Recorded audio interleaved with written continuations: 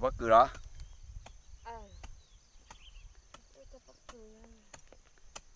Cho bắt cửa cho bắt cửa ta nè.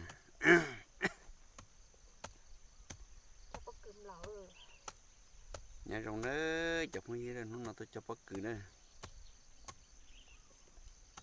Tôi chạy tôi cho bắt cửa nữa. Có khơi của mà lót cho.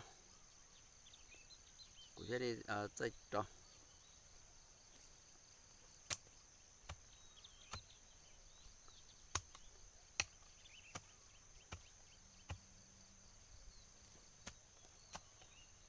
Cho ta nó đó.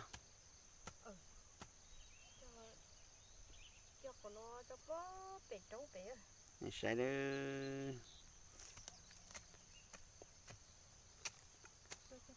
Cho cắn nó nữa. Cho cắn nó còn đập là phố sổ trúng số nữa. Phố sổ cho thu số. Nó sẽ cho để trở thì ta có lăng xăng.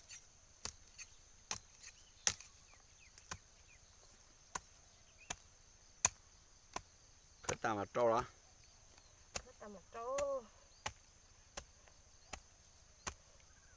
Khởi cả ta đi nào mà đi cả là trâu mà ăn trở. Lúc chỉ cho nó này. Chả ăn nông ruột nó. Phải tết. Chả chấm lên tớ khó luôn. Là cứ hai nó đó. Nên tôi nó nãy để cho ăn nó để ý rồi. Lúc chỉ nó nãy để. Khi người to còn tôi nó nãy để.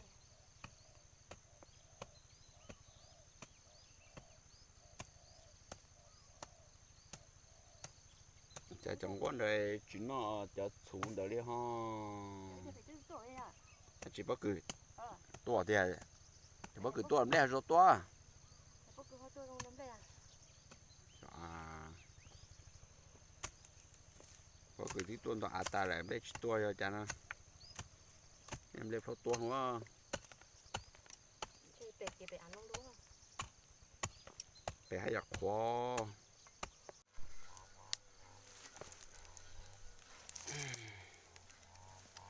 Cho bắt cười đó.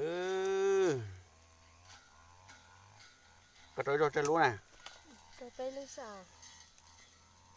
Trong năm đầu chè bắt cười ngang gan.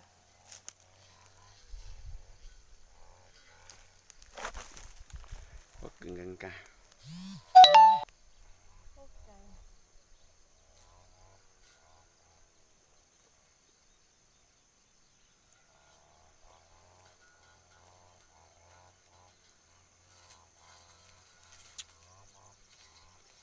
Chấm đây là cho ốp bé lử đi theo bắt cười cho ốp bé lử.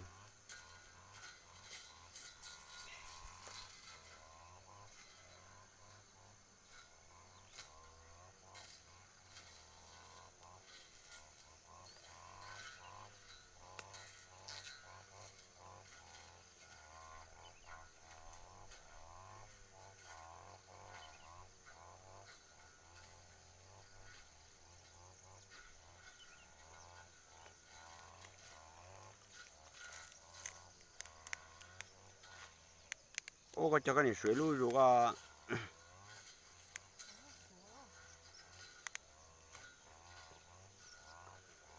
Suối lui rồi cho này ô.